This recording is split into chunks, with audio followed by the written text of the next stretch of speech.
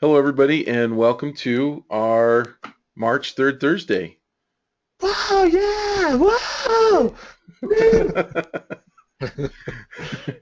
Raise And your hand in the chat if you have attended one of these before. uh-oh, this is going to move I'm just fast. curious. How about the other way around? If you haven't been in here before, Yeah, there you go. newbies. Now everybody's Now it's raising all hands. confusing. Shoot. Raised hand. All right, cool. I love- Well, I know we have some people up late, so we should be a little bit efficient on this. So I'm going to jump Yeah, in, enough okay? chit chat. Yeah, Let's get some going. people like get up at 4 in the morning to do this with us. Okay, so But what is Third Thursday? Third Thursday you're gonna is you're gonna quiz me, aren't you? No, I'm just going to jump in. Maybe I'll ask Okay. Lee this time. Lee, what is Third Thursday? Third Thursday is real assignments with real deadlines and real critiques. That's right. And every month we Dang, offer a prompt that was good. on our website at sbslearn.com. So the new prompt will go up today, right? You put it up there today already, Jake? Oh, yeah. I'm sorry. I was reading the chat. Lots of good stuff going on over there. I posted it on, I didn't post it on the forum yet, but it's posted on the SVS front page. So pull that up because I'm going to switch to you in a second. You're going to be able to go over the new I'll pull prompt. that up. Where's my mouse? But not ready yet. Anyone can enter for free. You don't have to be subscribed. And what we do is every third Thursday we jump in to go to meeting like we are right now, and we pick one winner, and then we pick an unspecified number of honorable mentions. And this has been what do you call it? Mutated or metamorphosized over time? Evolved. Evolved? Yeah, there you go. An evolution. Um, Hmm. and then we pick. Each of us pick two illustrations that we want to critique. They don't necessarily have to be from the honorable mentions. What we try to do is pick a couple of assignments that we think will give us a really good teaching opportunity. Uh, and I why do we picked do some good this? ones tonight. Yeah, why do we do this? Maybe I'll answer it tonight. I always let you answer. We do this for several reasons. One, because people at SVS are constantly asking for critiques, and it's really hard for us to be able to critique everyone. So we gather everybody together because we can all learn from each other. And a lot of times, the mistakes that you will make, uh, the person that's getting critiqued has already made those mistakes, and so you can learn by watching them. And we also do it for promotion. There's no secret there. It helps gather people to SVS and gets the word out. And then we take the video recording from this session and we post it on YouTube. So let's go over the rules real quick, and then I'm going to turn it to Jake. The rules are posted on our website at svslearn.com if you scroll down on the main page, but I will read them. One entry per person, JPEG images only. Images should not be larger than 2,000 pixels in the long dimension. Label, this is really important, and we get new people each time, and they're not on this system yet, but we don't know who you are when you upload your image or when you email your image if you don't name your image with your name, if you don't label your image. So the name of your image should be your name, and that way if we pick yours and we're critiquing it, we can say, hey, this is Joe's image or this is Jane's image. And illustrations that do not fit the category or prompt will also not be considered. So we're looking for winners, and those winners have to follow the directions, and the directions are that you have to illustrate the prompt. And you grant us the right to display your artwork on our website. Okay, Jake, show us Okay, what we're well, doing next month. all right. Switch me over. Show my screen. So next month, this is the image I illustrated this afternoon, and the prompt goes like this. You can see my screen, right? It's up there. Mm-hmm. Good. This was a pretty big problem, but Lucy was confident. She popped open her magic toolbox and immediately found the perfect tool for the fix.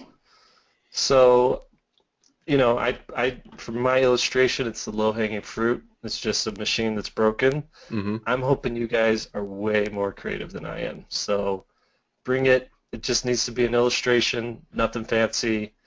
Just try to be creative. Well, it's an awesome illustration, and Yeah, and if you're looking on the video screen here, here's the original art. oh, did you do that traditionally? Yeah. You're a jerk. Nice. I'm reversing your career, Will. You started out traditional and switched to digital, and I'm like started out Well, digital and it was funny thing is I was looking at the texture. uh-huh. Brett said that looks like Haven's robot that's getting fixed. It totally does. I was looking at the art today, and I was going, wow, he really integrated that texture into his digital work. Yeah. Not really good, Jake. Yeah. That's That awesome. On marker? my what's that? That marker? This is so the red is watercolor, and then all the gray and everything else is marker. It's really cool. So if you go on my Snapchat, you could see like me starting to do it and my paper getting all wrinkly and I had to iron it. I did all that on Snapchat and finished it, and then told my snappers to come check us out tonight. So hopefully there's a handful of them out there, or at least one of them, maybe. Who knows? Hey, guys, marker and watercolor play really good together. So Yeah, they do. technique. Yep, I like it. Well, great job. All right, should we Yeah. get going on this? We're gonna get rolling. So I'm gonna show all the images first, and oh, it was large before, and then it messed me up. Okay, here we go. I'm just gonna scroll through. We had a lot of really cool images sent to us this time, and some really creative ideas again. And what was interesting, I thought, was a lot of people kind of came up with the same twist. Did you guys notice that? Oh, yeah, yeah, definitely. Which Few is themes running through there for sure. yeah, some themes. It's really cool to see that, you know. But these are all the images that were submitted.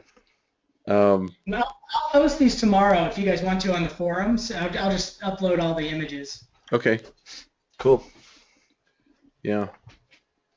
So if you guys want to check these out in more detail, you can check the forum tomorrow. Some really creative solutions. There was a lot of entries this time. Yeah. Yeah. Yeah. When I was looking through them, I was like, okay, we're done now, right? Nope. 10 more awesome ones. It is so hard to pick two to critique when you're looking at these. It's so hard. It is. Yeah. And actually, I didn't see which two you picked, Lee, so I'm hoping we didn't overlap. Yeah, that's right. I sent one to you that I was doing, but I didn't show you the second. Yeah. I have a feeling I know what you do and what you like, and so I think we'll be fine. Yeah, but this time I tried to guess which one you would do and then picked it. So Should have known. Okay, here's our honorable mentions, and I'm just going to go through these. Some really fun, really super fun ideas, and some nice executions on these. And let me just mention that again, if we didn't pick yours, just know. Let me make sure I didn't skip one there. Yeah, there we go. If yours didn't get picked, just understand that this is kind of a time in type of a thing. Just make sure that everybody's muted here. And it's not you, it's us. Oh, is it you on that side? No, I was just saying if yours didn't get picked. Yeah. Oh, if mine didn't get picked? Never mind. Okay. It's the old. We're breaking up, and it's not you. It's Okay. me. Oh, gotcha. I'm a little slow. Sorry. No, you're focused, and I'm totally like the derailer. You're throwing the wrenches, but usually that's my job. That's true. Yeah. So anyway, you can see some really fun ideas and some really creative solutions.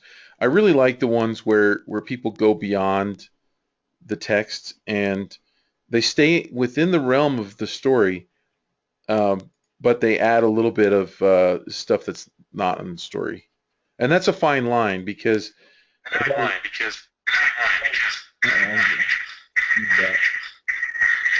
Can you guys hear that? Whoa, what was that? I wonder if Somebody's. that was weird. Yeah, just mute all. Oh, there we go. Somebody just came in and they were unmuted. That might have been it. Oh, whoopsie daisy. So just coming through. I think there's a few more.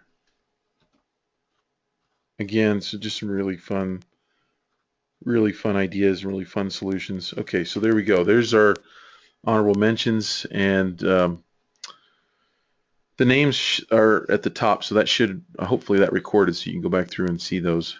Um, okay, so I'm going to jump into the first critique, and I'm going to be talking about Brittany Harris's. So this one was really fun. This actually ended up being an honorable mention as well. It's so good. Yeah, it's really That's good. a great concept. There are some things that I thought would make this one better. This one's already really good, but I really felt like um, and this might be a good time to talk about I'm going to put this on the recording too because I forgot to mention this that every time we do a third Thursday, there are some people who don't get their images in. So I want this to be on the recording. Um, we have a cutoff time of 12 Mountain Standard Time, 12 o'clock in the afternoon. Mountain Standard Time. If you're having a hard time doing the conversion, because what we have to do is take all these images and we have to share them with each other. We have to have time to curate them and to go through them and to basically to jury them. And then we have to have time to do our drawovers. And sometimes with our schedules, we have to do that earlier in the day.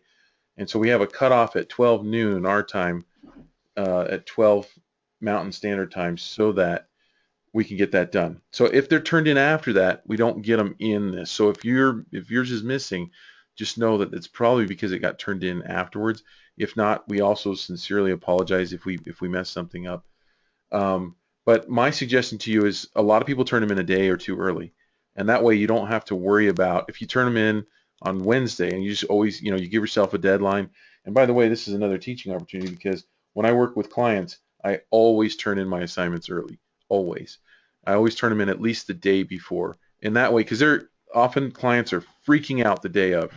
And in their mind, they're going to get it in the morning for some reason. And you're thinking end of day. And they're like, so sometimes they'll call you and go, hey, when are we going to get that? And you're thinking, well, I have today, right? And they're thinking, well, it's already today, And so do yourself a favor, turn them in on Wednesday. There won't be any problem. Okay. Um, so another thing with these is a lot of people were a little unclear about what a spot illustration is.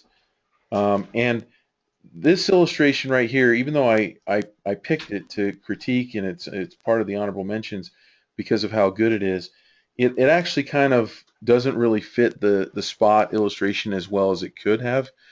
And one of the kind of unwritten rules with a spot illustration is you kind of want objects to remain whole, and uh, and Brittany did that with the with this kid over here.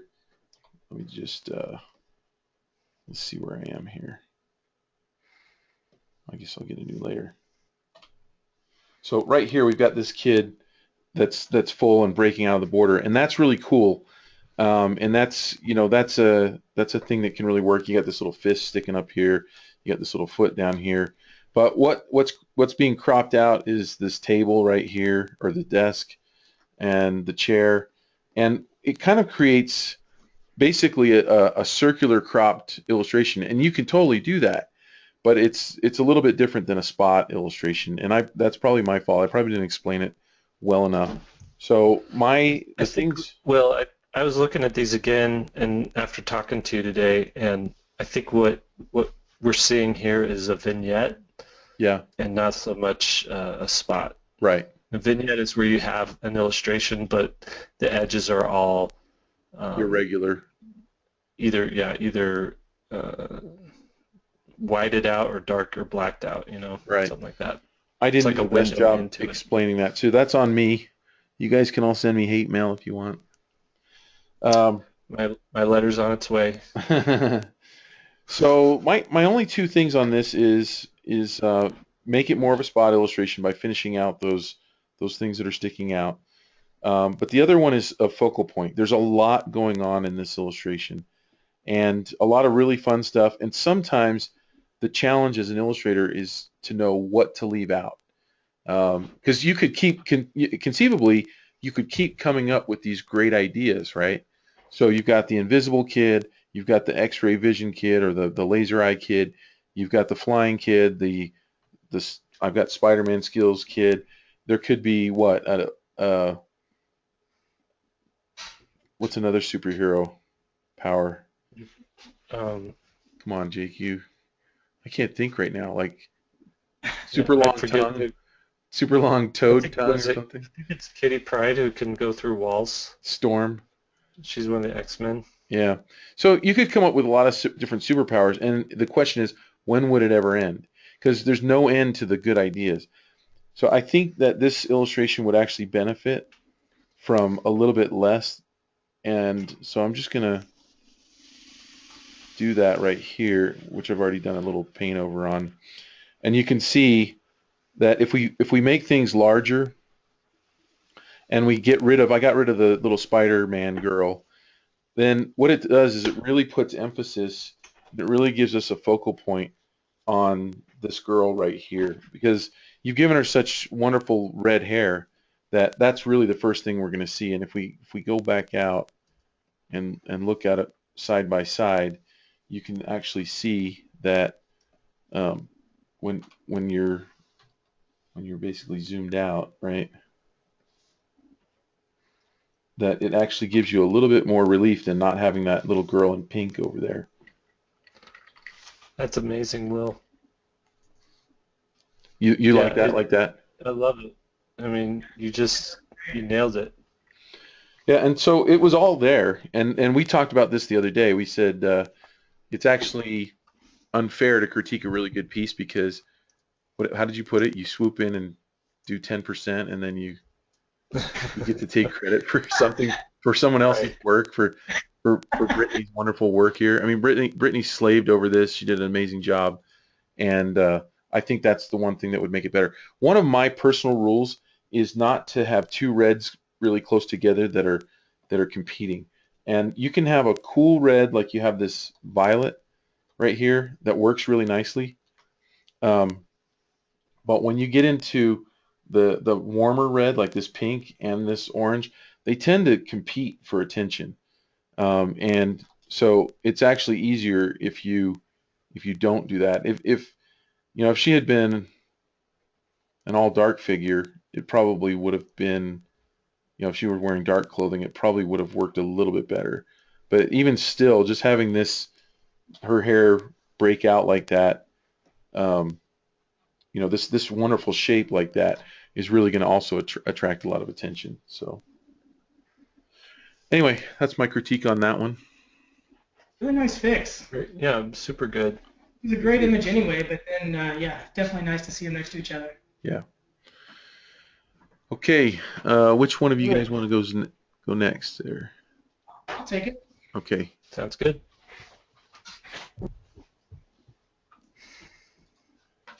There you go.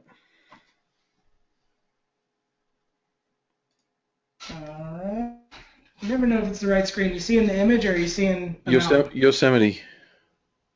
Oh no. It should blink on the screen when you hover over like the different screens. That Oh, little drop down. actually let me switch the screen here. Hold on. No, I'm seeing it now. I was just seeing it. Yeah. Yeah, there You we go. seeing it now? Yeah. Okay, good. So it's on my Cintiq now. Okay, so the reason I wanted to go next after Will's is because my critique is so similar to what he just said, and I like combining it, critiques like that, because a lot of times, we're critiquing individual pieces, but we're trying to give an overview to a lot of the pieces that we saw. And if you guys hear us say the same thing, twice in a row, or depending on what Jake's is, 3 times in a row, it tends to have a lasting impact. So this was the one. All this name up here at the top runs together. I don't even know how to say this. Is Noemi? No, anybody have any idea? I'm just I don't guessing. know. Noemi is as good as I can do. No way Okay. me? Noemi. Noemi? Yeah. Cool name. Just don't know how to say it. Okay, so looking at this piece, the first thing that I thought about was the main action is over here. But the first thing, if we zoom out, get the keyboard. We zoom out, look how big, like basically all of the attention is here in the front. And that seemed problematic to me. And I always like to work in like kind of sequential layers and how I'm fixing it, because I don't, when I'm critiquing this stuff, I don't immediately know how to fix all of it. So I like kind of walking it through so you guys can see how each thing changed it. So the first thing I did is I just got rid of that dude on the right and tried to see how that, I mean, it's obviously unbalanced right now, but that would be like the first step into getting rid of it. Then I need to balance them out. I don't want my subject matter to be so small. So I increase the size there and just push his head out. I like what Will was saying about getting rid of the circle, and that would be probably at the end of mine, or maybe even should take place at this point in time. I wanted to break the edges, though, as much as I can, so I moved the little girl down. And then it gives me opportunity to move the boy around. And so even when I'm in my sketch phase, I want to really emphasize this point. When I'm sketching, I don't go to finish until I do all this kind of stuff. And I might do 4 or 5 versions of it where I've got my main character big, my main character small, something coming in, something coming out.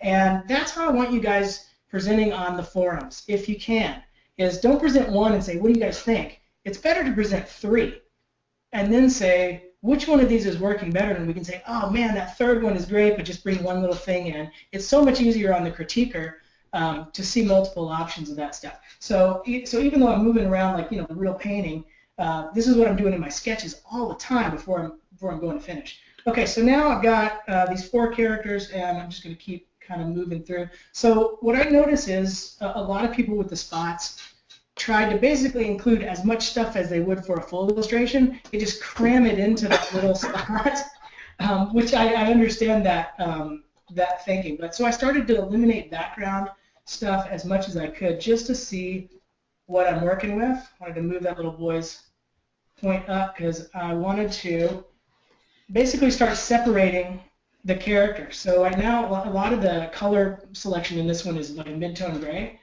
So if I move back, you see how a lot of that has that kind of beige. And I like keying paintings to a specific kind of tone, but it gets almost a little bit too gray.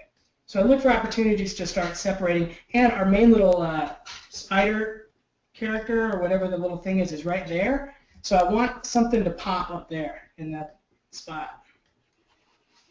All right, so still cleaning it up a little bit more and putting a little emphasis down here on her little opening where the little creature got out. Now, I wanted to make the creature bigger. In the original image, the little thing that's on his back, I'm assuming it's a spider, is so small that it's hard for the viewer to see it. And so now if we back out, you can still start to see that there's something pretty gnarly on this dude's back, and the boy's pointing at him.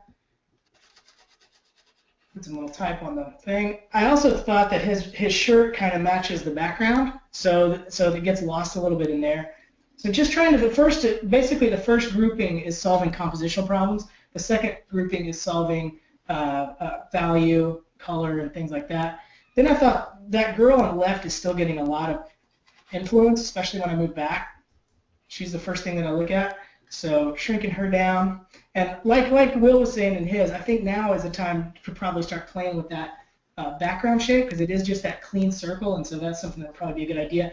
But then I started noticing that this grouping is really nice, and I don't know if this girl on the left is needed at all. So I went to like kind of get rid of that. We're going to just make more of an extreme kind of crop. And now you got the power of these 3 characters, and we still get the same hit as we originally did. If I go back and just turn all that off, you see how much stuff is in there, and all we basically want to see is that interaction of that girl and the spider and the teacher. So it would be my fix. So basically what Will did is simplify, and what I did is simplify. That's great. Did you just give everybody 3 times as much work to do? Much work to do. Took out all our characters. Can I see the before again? Yes. Yeah, it's so much more simplified, and you get to the the concept so much faster. So it looks like this person's working. It looked to me like it was traditional. Did you think so too? I didn't think so. I thought it was digital. Oh, okay. Well, if it is traditional, we're moving stuff around, we're grabbing stuff, we're painting stuff out. How does someone uh, do that? How does someone do that if they're working traditionally? I might be tempted to say, well, sure, you digital artists can do that, but I can't. So I'm just stuck with the first thing I come up with. It's a leading question, Lee. Wait, say it again. I was thinking about the composition. What was that? Jake? Well, my answer to that person is you either have to start it over or scan it in and Photoshop it. Right. Traditional, you mean? Well, what I was getting to, since both Jake and Lee failed at answering the question the way I wanted it answered, I'll just answer it myself. It's in the thumbnails. It's in the sketching stage, right? And Lee already mentioned that. Yeah. Yeah. I mean, you got to plan it out. And now you're still going to go to finish, and people are going to give you a critique. And then at that point, a lot of times, the best thing to do is to start over and to redesign it again. A lot of times you can't fix, unless you're working digitally, you really can't fix a painting, right? Yeah. If it's And I see whether it's digital, whether it's traditional, I see so many people struggle with, they go to final, they didn't do all the steps, and then they spend literally 10 times as long trying to fix a finished piece. I mean, it takes so Right. long, whether it's digital or traditional, doesn't even matter. Right. They'll paint a hand and not question the hand. Then somebody will, when critiquing it, will say, "Oh, that hand looks funny." And then they're like, "Oh, got to repaint the hand." It's all these like little nuances that get moved. Whereas if you're fixing it in the sketch stage, everything's easy, everything's fluid and liquid in it, and it's just much easier. Yep. You can do all this stuff that we're doing traditionally too. If you can do it on a photocopier, if you don't have a computer, you don't want to be digital. It's the way they did it for years. Is print it out, take a photocopy it, cut the photocopy, enlarge something, cut that out, paste it on top. I mean, it's actually quite fun to do that if you've only done digital kind of sketching basically and changes. It's fun to cut that stuff out and try different juxtapositions. Yeah. But it's much faster. What's the quote? Stitch in time saves nine, and Yeah. it's totally true here for sure. One thing I have a. Go ahead, Will. I was just gonna say real quick. One thing that you didn't mention, Lee, that you did was you simplified the colors down to red, green, and blue. Really, red, yellow, and blue. If you notice, he's got the red on the, and this is, I mean, you already had this, but the red comes forward and becomes the focal point, which red always wants to be the focal point, and then green and blue, and so you have this really nice color harmony and balance. Anyway, I couldn't help it. Thank you. Unintentional there, but I'll take it. Well, I was going to piggyback on what you're saying about sketching out thumbnails or doing little mini compositions first. And I have a homework assignment for everybody, and that is go to James Gurney's YouTube channel and look at his latest video for the illustration that he made. And 30 seconds into it, he's already showing you 12 different mini full color compositions that he's made for this illustration before he decides to go what he's going to go to final on. And I just watched that and I was like, oh wow, this guy is really figuring this stuff out before he finalizes it. The whole video it's 6 minutes long. It's impressive because he makes a maquette that he lights and then paints from that. It's just the guy is lazy. Yeah, I'm going to post it in the chat here, and you guys go check that out. If we get boring, just go watch that and then come back. Anyway, am I next? You're By next. the way, you guys should always be doing 3 sketches anyway. I know Will was joking when he said I gave you 3 times the work, but when you go pro, you're going to have to do 3 times the work. You have to turn it in like that. Hey, Will, can I have the screen back just for 1 second? Yes, you may.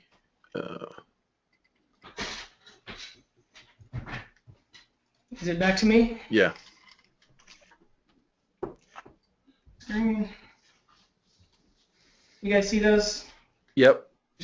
Okay. Hmm. So I just wanted to show it just because we're on the topic today. My client, I'm doing a book cover right now for a murder mystery teen novel, and I haven't been given the manuscript or anything. I've just been given a description of an exterior store kind of thing, and so I have been given literally no information. And so what I wanted to do for my client is just do some compositional studies before I even get into the real sketches.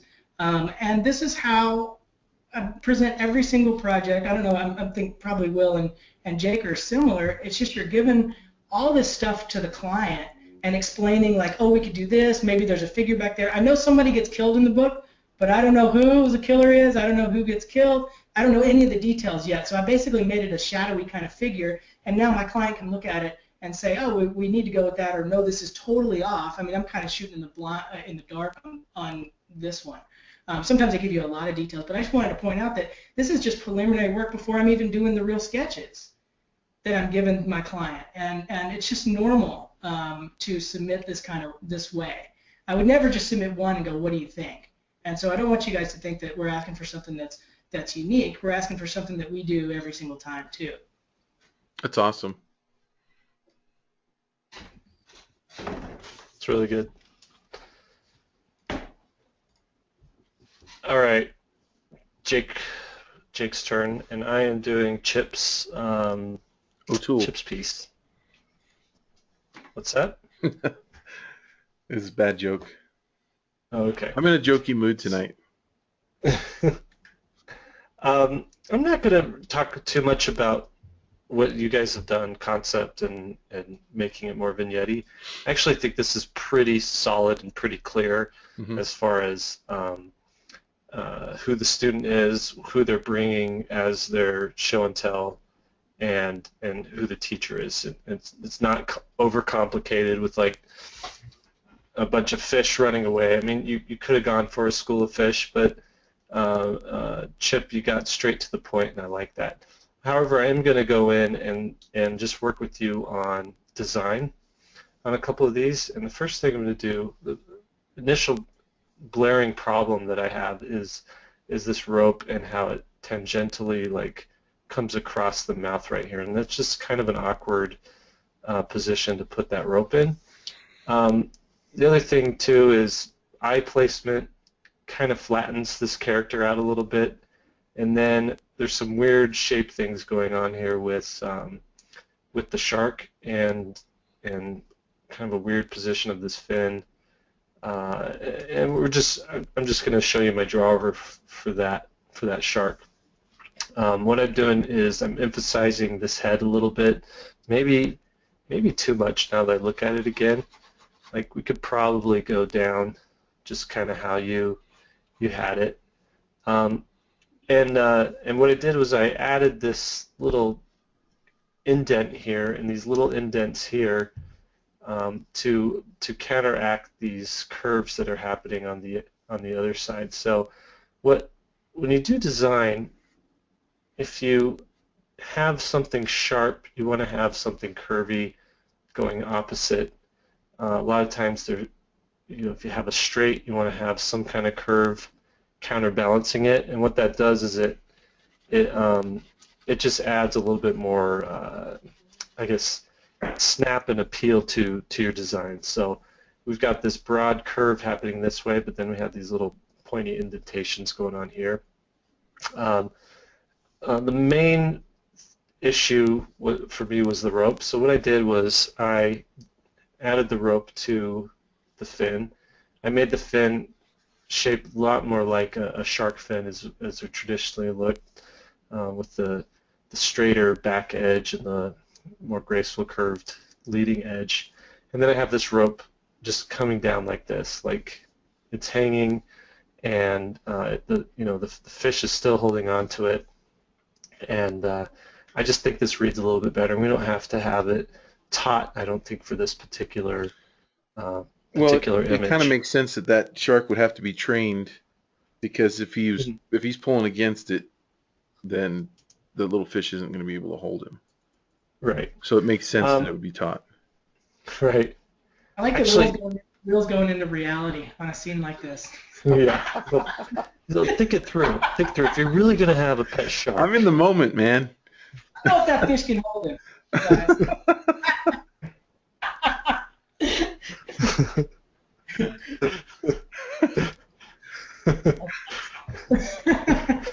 But I watch a lot of kids shows. think it through, you dummies. If he's got a pet shark, it's gonna be trained. Is this being recorded? oh, these are great. These are art school crits. I remember doing a crit where we were talking about a floating chicken and a hot dog stand for like an hour in art school, and I was like, this is only in art school. Right. Okay, so that eye's just a little too forward for my taste, but I'm having a hard time placing it. So I'm thinking something, something like right here maybe. You can even go here and like add another eyebrow on that side just to give it more dimensionality, and that's to help make this shark feel a little less flat. Okay, so that's a shark there. I brought this fin down here. This just felt like awkward and complicated. Let's just bring the fins down here like this. Simplify these fins like that. They have little fins back there? What?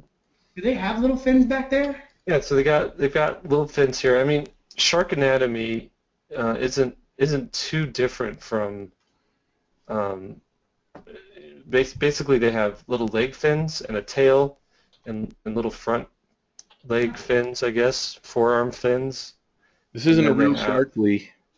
And then they have the big dorsal fin. I don't think they don't have this second fin back here either. If you look at a shark, it's basically like this, and then there's a little fin down there like that. So if you're drawing a cartoon shark, for Pete's sake, get the fin numbers right. All right, so that's that. Next item of business is the octopus, and before you go there, can I just interject something? And Please. this was I know I'm going into reality again. But when I saw this piece, I thought, okay, but the noose is going to slide right off of that fin, right? Mm-hmm. So how would you? I mean, how would you actually tie up a shark? I mean, wouldn't you kind of crimp him around the neck just a little bit and kind of? I don't know. I thought about that too. I thought about. Well, yeah, Lee's right. I thought about adding a collar and just having, a knot down here. Yeah. But I wanted to make the point of how you would, really the teaching moment here was the tangent. How do you work with that? So Brad said he mentioned that in the forum, by the way.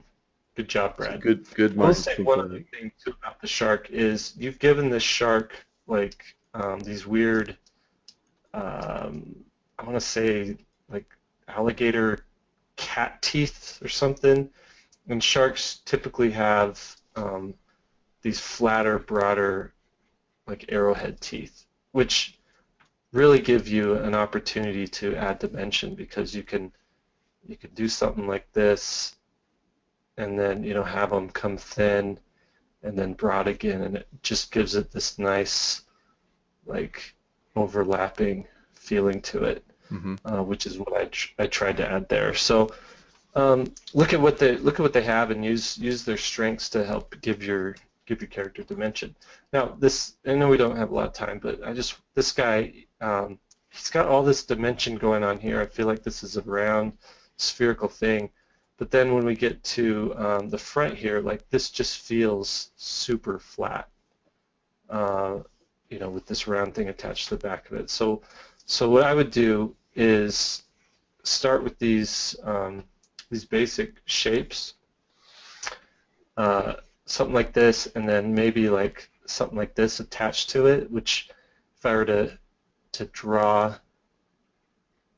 what these shapes are actually made up of, it would be something like that, a sphere, and more of like a cone.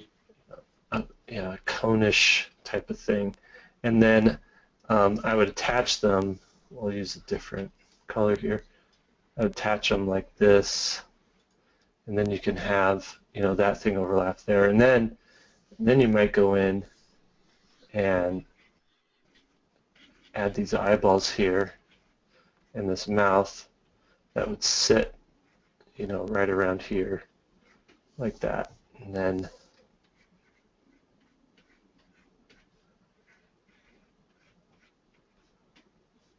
maybe you do something like that. Give him those baggy eyes like you got. Okay, and then the rest of his body would come off like that. And then I'll pull these off. You got this weird thing here, which at first glance I thought it was like a raised eyebrow. I didn't realize it was a tentacle coming around. So you just want to be careful with that kind of stuff. Like, just open these things up like really loose. Like, ay, ay, ay, mamma mia, you brought a shark at the class. I don't know. It's an Italian. It's an Italian octopus all of a sudden. All right. So that's how I approach him. All right. Call him Mari. That is my critique there. This little fish guy, just cute and brilliant and just perfect. I wouldn't change him at all. Yeah. All right. Oh, and you can kind of see here too. Like, I also messed with the vignette a little bit, like, or the spot a little bit. You could do that as well, but I didn't want to get into too much of that. So, all right, that's it. Very nice. All right. I realize I put on a few pounds, but that's what Lee did to me on my last one. On his. So thank you, Lee. Sure. my pleasure. The bus would look like that in this image. Okay, so I thought that I picked Cheryl's because I thought it was really nice, and I thought there were some things that we could change that would make it even stronger. So I'll just kind of go over those right now. And basically, it's stronger focal point, and this is kind of a theme running through mine tonight. Stronger focal point, which in this case equals silhouette. Making it more of a spot illustration. So instead of having things crop out, and then varying the size, big, medium, small. So you've got almost all of these characters are about the same size, and so it's nice to be able to play with those sizes a little bit. I probably could have done that a little bit more in what I ended up with, but if you notice in number 2, the fact that these are cropped out right here, it kind of attaches them together in a kind of an awkward way. And that's why I think it's better to finish when you're doing a spot illustration. It's often better to just go ahead and finish out the objects and just think of it that way. And if you're going to get good at this, well, let me back up and say you really should try to get good at doing spot illustrations because the publishing world loves them. I mean, like, how you guys in your books, how often are you doing a spot illustration? If it's middle grade novels, I just did like 75 of them. Yeah. It's a lot. Yeah, and really, there's so much work out there that if you have really good spot illustrations in your portfolio, it just gives you that much more edge on the next person. It gives you another level where an art director can move forward confidently, looking at your work and going, yeah, I think this person can handle it. But you want to avoid that. You want to avoid kind of cropping them in that way. So my fix is kind of more like this, where what I did was quite a bit of things, and I'll show them side by side. But I felt like the ball was getting lost. In fact, let's just move to that right now. So I felt like the earth was just kind of getting lost. We've got blue and green colors throughout, and when we see those blue and greens repeated, this is one of the biggest parts of your story is that this monster's like, look, I got this girl from Earth, right? So this is where she comes from, and Another thing, and I don't know how you guys feel about this. I feel like it's often really hard to pull off a character that's really humanoid in that it stands upright, but it's got four arms. I don't know. It can definitely be done, but I find that it's really tough anatomically to make it work and be really convincing. And I took your character more into two arms because I felt like it would be easier to pull off that communication. Because again, your first job, number one job, is to communicate the idea, and then after that, it's to embellish and to do really fun things. Um, so the other thing that I did was I pulled the girl out in front because right now is where she's kind of the main idea of this whole thing, that and the Earth. And so putting her and overlapping her in front of this character out here, I think really kind of sets her apart. Um, the other thing I did is when you look at this one here again, and this goes, and I'll make this comment for a lot of the illustrations that we're not talking about tonight, and that is that a lot of people in their concepts, they were really close. They had a great idea, but one of the reasons why they didn't get an honorable mention wasn't because of the rendering style, wasn't because of the drawing style. It was because the concept was vague. And so the concept has to be number one. And the where it became vague for some of the different illustrations was couldn't tell that it was show and tell. And that's when you're dealing with an event like show and tell, which I probably should have written it in chalk on the chalkboard here. And I'm not suggesting that you need to write show and tell either. It just it's in a school setting. It fits that a teacher would actually write that. So I think conceptually for this assignment, writing show and tell on a chalkboard actually works. In most, I would say in 95% of your illustrations, you should not write and label things. But I think in this one, it can work um, because it's a natural setting, and teachers would naturally go, okay, it's time for show and tell, and they'd write it on the board. That's why. Um, so, but going back to that, where people miss the mark a lot is we couldn't tell that it was in school. We couldn't tell that it was show and tell just by looking at it. So that is, if someone looked at it, they would not be able to tell what the illustration was quickly, and I think that's really important. So that's why I added the chalkboard. That's a long-winded answer for saying that's why the chalkboard went in there.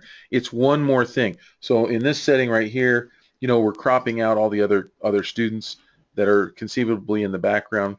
We need a few more clues. We've got a little hint of a desk over here. And so what I think you need is just a little bit more story, and that would be the chalkboard and maybe a few other items in there too as well. But anything you guys have to add to that one? I think you're really good at the spots, and it's interesting to see how you're approaching it too, because some people were commenting in the thread over there that they thought it was going to be easy, but it's not easy. It's not easy. And you're good at it. I mean, I think I do what you're talking about after doing so many of them intuitively, but it seems like you kind of got it figured out. What I'd like to add to it is maybe I think this topic would be worthy of either a short video or maybe just seeing like Yeah. 5 examples of what you got on the left and then how you solved it would probably solve 90% of the spot problems that people are going to run into. You're right. And maybe we need a class on that. Gee, I know some people who could do that. Yeah. We'll put it on the list. It seems easy, but it's actually not easy. And some people are brilliant at it. And it's tough, as we've seen. Yeah, it's hard. So. Yeah. Okay. Super good. All right, Lee, you are getting it in just a second here. Okay.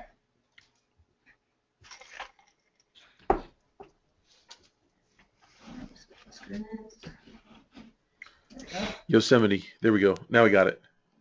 Jake, is this the one you picked? No, we're good. I've got a Jake Parker-esque critique here. Because normally I like to do the bigger compositional kind of environmental critiques and paint and stuff, but I wasn't left with much because you guys made it a spot, so you made me do the Jake. If you think that I've given you guys work by asking you to submit 3 different samples, you're going to hate me for this one because I'm going to ask for even more. So let me go through it. The first thing that I noticed here before I get into my critique is a little bit of form issues and a little bit of gesture issues. So I do want you guys thinking, the overall finish, maybe 3 different samples. But I wanted to show more things that you think about as you're making each character, because in this particular assignment, you guys had to do a bunch of different characters, and all of them doing different things. And so some people got kind of bogged down a little bit with gesture. And so I just wanted to show how to approach that in the early stages and not necessarily the finish stages. So the reason that I thought about that is this guy is basically standing straight up. I love his face, kind of looks like a puppy, which is an interesting take on that kind of a character. But he's basically standing, straight up, and then he's got, excuse me, his arms basically just matching. So that's called twinning, and you guys want to watch out for that, both in environments where you got 2 trees that match perfectly.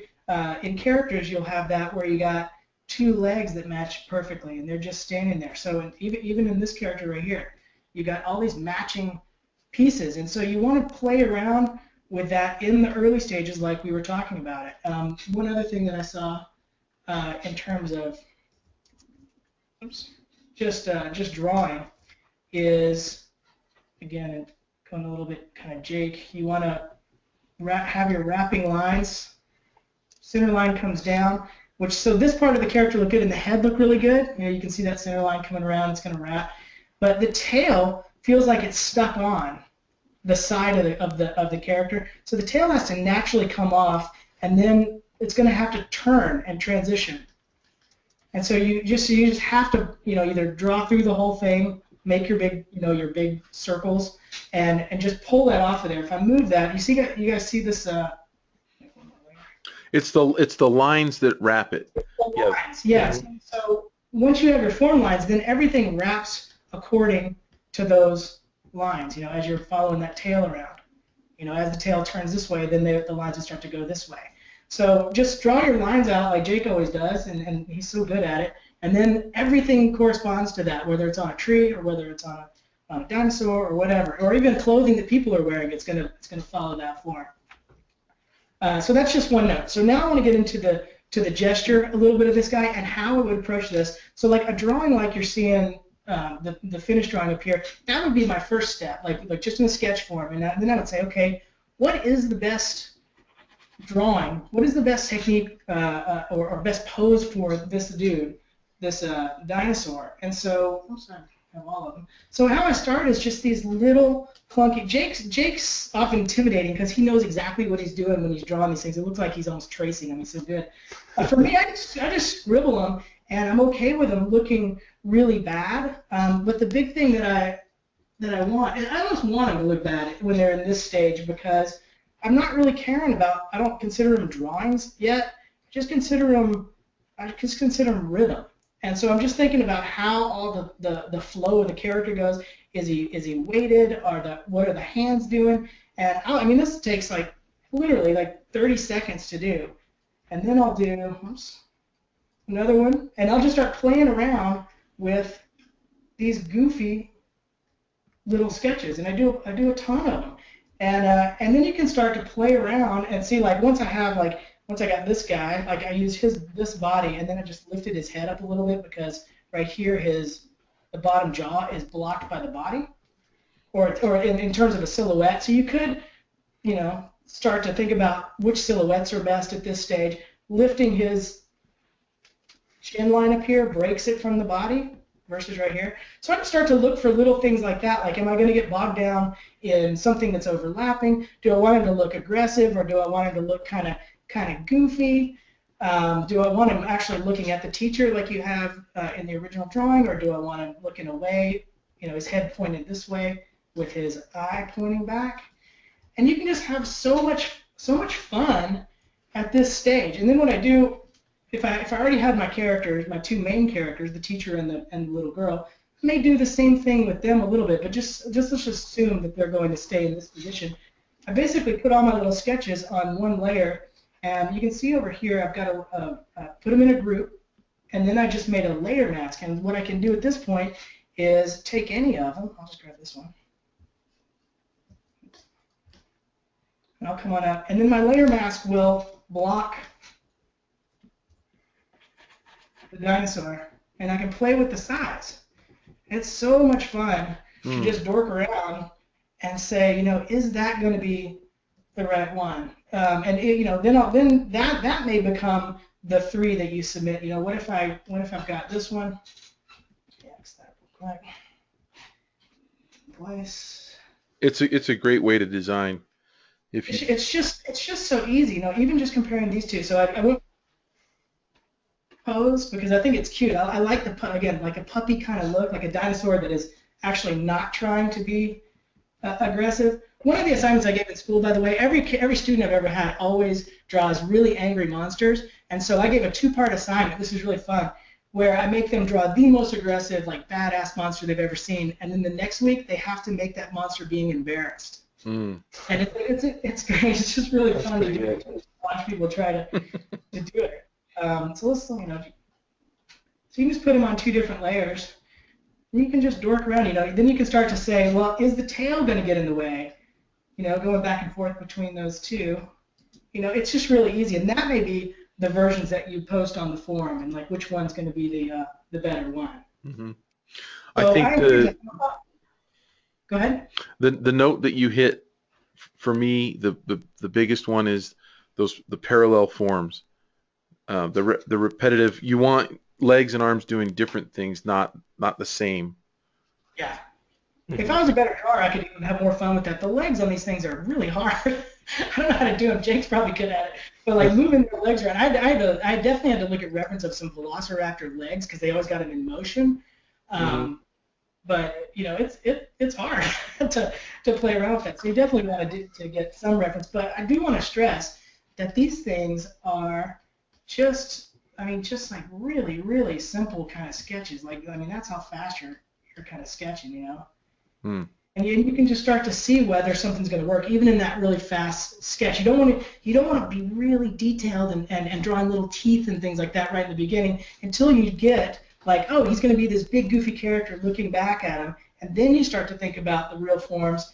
I did want to add, by the way, that once you've got a few of these guys down here, that you can start to just grab bodies and combine. Like I basically took this dude's body and then this guy's head, and you start to Frankenstein. That's how I got this one right here. And so you can start to Frankenstein these little sketches together, and it's just a blast. And so I want to encourage you guys, A, to do more work on the front end, and B, to have a lot of fun with it at this stage. Think of it like Play-Doh. Like you're just messing around and you're just moving it, because a lot of times there's just like, oh my God, I don't know how to draw a dinosaur, and you tense up and you start to go into reference and detailed and scales and all that. And this front end stuff is really fun, and you can spend a lot of time here and have a blast, and then save yourself. Like when you go to paint, it's just so easy because you've already solved everything. So awesome. Just a note about how to begin and process. That's a great critique. Yep. Yeah. All right. Very cool. Jake. All right, my turn.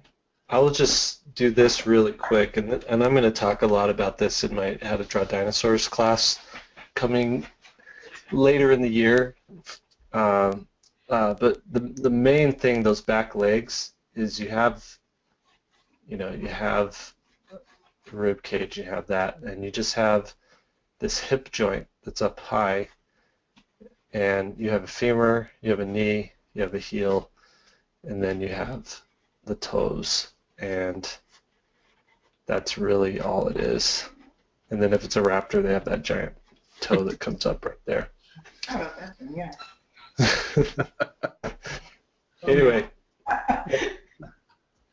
Jake has drawn way too many dinosaurs. Way too many. Okay, so here we have John's. John is no stranger to SVS.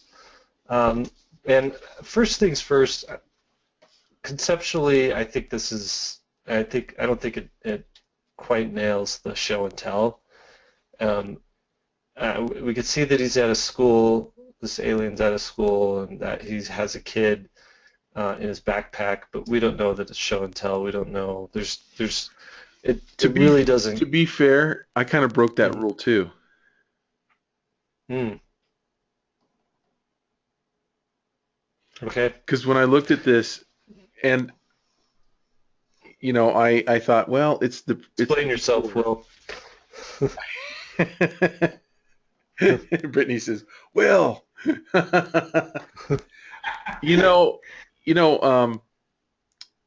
I'm too close to it. I can't because I'll make an excuse for myself. Maybe I didn't nail the illustration. Maybe. Who knows? I want to hear your I critique. know. But I will say, so conceptually, I think you could have done something better. You could have had the alien in the classroom showing it, just kind of like what we've done before, or what we've seen here before.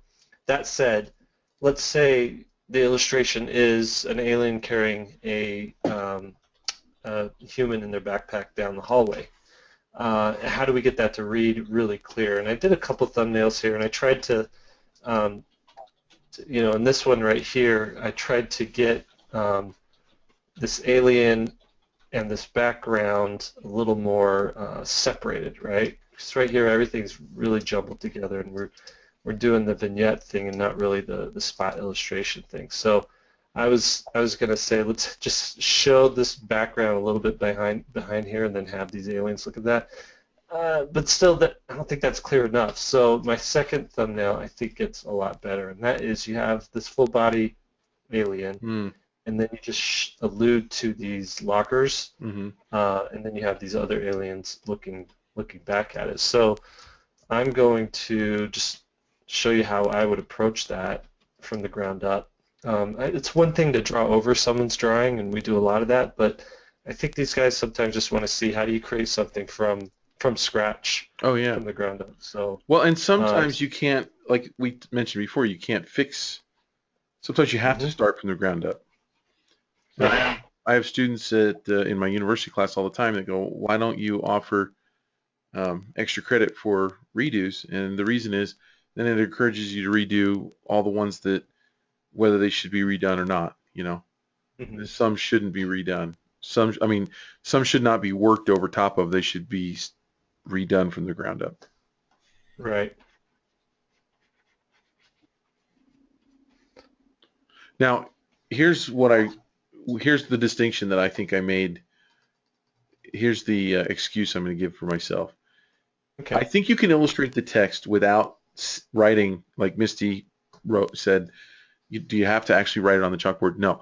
What I think is, if you're showing the classroom, I think it needs to read as a classroom, right? Yeah. But I think that you can show the before, like it says, brought it to show and tell. It doesn't say it was during show and tell. It says Yeah. brought it to show and tell. So Yeah. I think it can still work, and that way my illustration isn't trashed. And for those of you who don't know what I'm talking about, watching on the recording, the one that I did is on our blog on svlearn.com on the main page. If you scroll down, it'll be on the blog. What is that noise going on? Uh, Somebody might have come in. Let's see. Muted. All right. I just muted everyone. You could unmute yourself, Will. Unmuted. Okay. You like napalmed is what you did. Yeah. Get him out of here. All right. Scorched earth policy. What'd you say? Scorched earth policy. Yeah, it's scorched earth policy. Okay, so here I'm in blocking in these guys, and now I'm just going to add these lockers here. And here we get we've got these aliens on a little bit farther back there, and they're both just like, what the heck is going on there? And everything's like drawing attention. We've got this character wrapped around this. Really, this kid can be the focal point. And I'll just lighten that up and go in a little bit more detailed now, just so we can get we can see how this work. So I like that he's in a ball. I like that you put like other little things in there too, so we'll It's a super do fun something idea. like, yeah,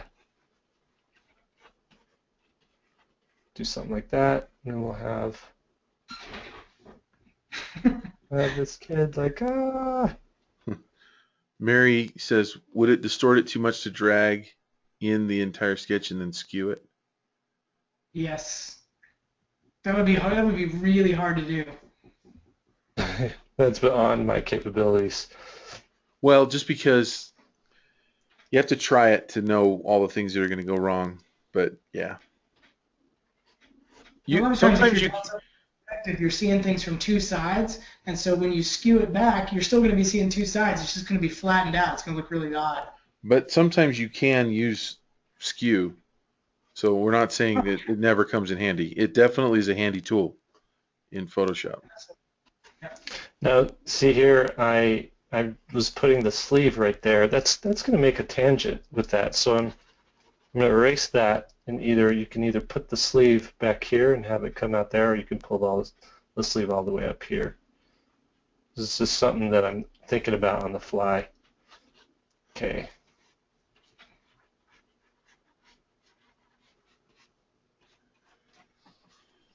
I'm not jealous that you can just do this. There we go. Well, this is, man, I'm telling you, this is just, after you've drawn a ton of drawings, it comes easy, and it really does take a ton of drawings. I think my animation background really helped because for 2.5 years, my job was to do 50 drawings like this a day, just in between all the animators' That's what Suzanne just said. You were a tweener. drawings. Yeah, I know you did in betweening. yeah, that was my first job out of school. And that just reinforces it, doesn't it? Just pounds it into you. Oh yeah, So yeah, it's really unfair. You're not good. and You've just practiced a lot. yeah. Well, I mean, go watch my YouTube video on talent, and I talk about how it's not good enough to have. There's fluid talent and there's channeled talent, and you may have a lot of fluid talent, which is just like this natural ability, but if you don't work on it, it's gonna atrophy. Mm. And I got comments on that video by people saying like, I'm totally a fluid talent person. I got just raw drawing ability. I can see a picture, see an image, and just duplicate it, replicate it. I could see what I'm looking at, but they're like, I just haven't practiced, and I've let it go, and I cannot, I cannot. I can't draw like I used to, or there's people who draw better than me now that I used to draw better, and so they're like, I needed that video. But my main point with the whole thing is it takes a combination of practicing and working and mastering your craft and this raw natural ability as well. Mm. I think I mean there's some people that there's like artistic tone deafness, where there's just some things you just can't teach a person, but you could still, there's still workarounds. Like they could still learn all the rules, and through practice can actually pick up something. But for the people that have just a little bit, what really matters is the practicing and the working and the getting better. They're It was really interesting one time watching a video that was talking to pro athletes, and I thought it just stuck in my head that they were interviewing Kobe Bryant and all these people, some pro tennis players, and what's interesting is that all of them, even though they were at the top of their game, all of them still had coaches, and they still go to practice. They're not just nobody's better than those guys, in their prime, and they're still practicing every day, and they still have coaches. I thought it was kind of interesting. Yeah, that's a really good point. And you could see someone, who's drafted in and may not have that that raw talent that a Kobe has, but through practice and hustle and hard work, like, they can actually be a pretty good player, just from putting in the hours and handling the ball. And I think it's exactly the same with an instrument and with art and all that stuff. So here we go. We should probably have another. They were commenting that you were drawing and teaching at the same time, but you weren't chewing gum. No.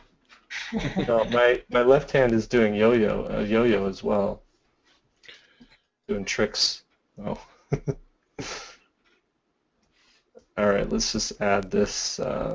Look at that. We don't want a tangent right there, so let's bring this down. Let that. Oh, but now we got a tangent right there. What are we gonna do, guys? Let's do. Oh, but now we got that. Raise his head. This is bad news. Yeah, raise his head up. You have to do something different. Yeah. He's like a. There we go. Solved. Problem solved. We solved the tangent problem, but now we got a tangent going here. What are we gonna do? We're gonna do this. We're gonna actually go down a little bit lower. Just get it right through there. I always think that tiny little tangents outside of the focal point area can be left sometimes. If you have a really noisy, complicated sketch, then those tangents don't have as much weight because it's so noisy.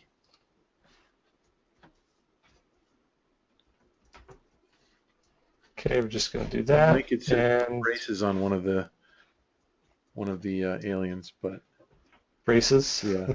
Oh wait, that guy had a big nose. So let's just do that. All right. Cool.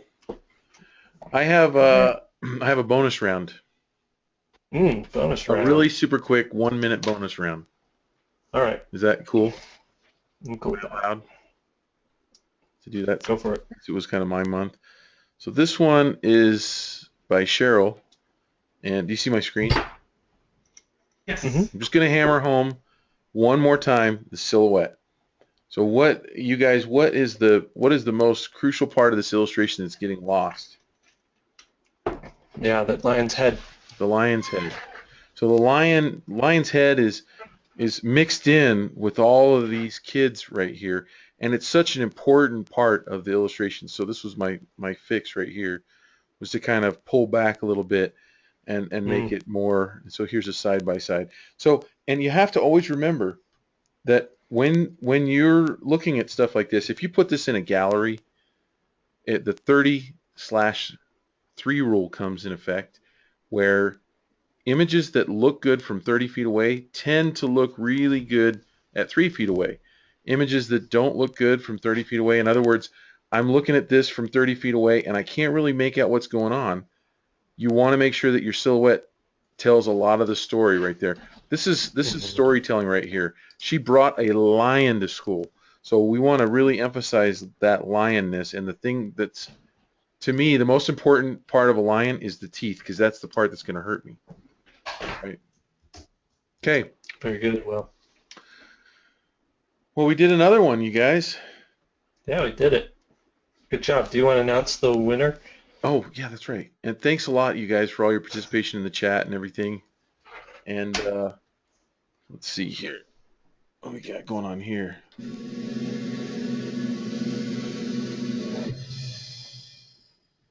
Woohoo! Whoops. Lion? It played again. Yeah, there we go. Different lion. That was coincidence, wasn't it? I didn't plan that. But yeah, this is by Heriberto. Am I saying that right? Heriberto Hernandez. Yeah. And really fun piece. Really great lion. This one just really, I think it embodies the whole concept and the whole idea. You got the teacher cowering under the desk. And I think, the kids are going wild, and I thought it was a great one. So. Really good. Good job. Yep. And good job, everyone else. Yeah. And just so you know, there was a lot that were really close to winning, but we felt like the concept was just off just a little bit.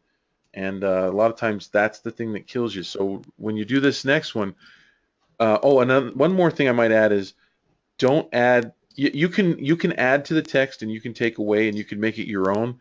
But for this competition, we're going to try to stick with the text. So if you want to change the text, some people added words to the text and they actually changed the prompt. So because you can't do that with a client, we don't want you to do that with this. But you feel free to do it if you really want to, because if you feel like it's going to give you the perfect illustration for you. But don't be mad at us if we don't pick it because it moved from the original prompt. Very good. Okay. Until next time, guys. Awesome. Bye, everybody. Awesome.